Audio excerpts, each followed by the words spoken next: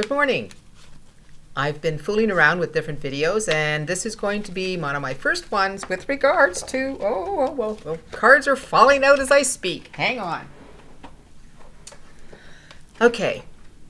When I'm never sure and I get confused as to what kind of question I'm going to ask, I always say a little prayer before I do any kind of work with cards. And these particular cards have been very enlightening for me because of the fact that these are the intergalactic cards that I'm working with. And what happened today was that I just asked, okay, best case scenario that I need to understand. So what happened was that I got two cards, and when cards fall out, I take this as the meaning right away. I don't dilly-dally with anything else around.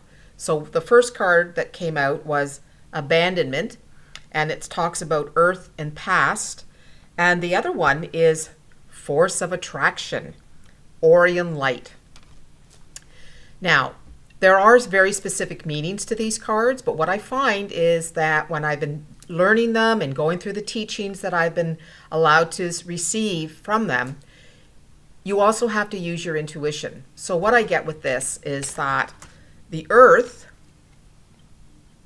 which is past, this is where we're sitting now. A lot of us are still sitting in the past. This is why the other aspect that I do is that I'm a mindset coach. I sat in the past for many long years, kept me stuck. Now moving into a new aspect of it, I'm now being able to look at my past in a different way. And being able to look at my past in a different way has enlightened me. It's made me feel lighter. It's like, oh, I finally get it. Oh, I'm so grateful. And if we can be grateful for our past, it's like a great big huge release. It's like letting go of all that old baggage, and then we can actually start the journey of going deeper within, which makes perfect sense, especially with this Force of Attraction card that I've got, which is Orion Light. Orion Light to me means getting and understanding that every nuance that we speak, that we think, it's beyond the law of attraction, because now it's truly feeling it. It's embodying it. It's talking always about the future that we see, because the future that we envision is actually part of our timeline, because it's there. Spirit has been talking to us for years. Many of us have been able to engage with it and understand it and not be afraid of it. But that little voice, that little soft voice, that nuance that's there is always part of our spirit. That's their inner voice that we need to start to listen to. And when you talk about force of attraction, you are your own force of attraction. You are attracting everything that you need to understand and see in your life.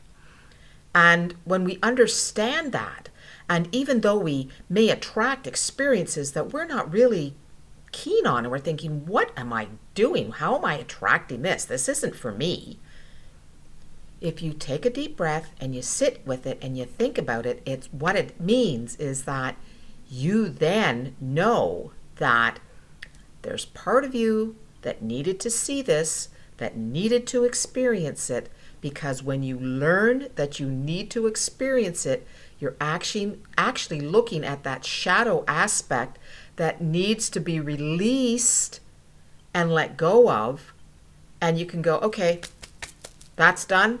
I don't need to see that anymore. Bring me the next lesson. So that's the energies that I'm getting today, and I'm hoping that, okay, there we go. I'm just getting used to this thing. These are the energies that are in today, and I welcome you to give me some feedback on this.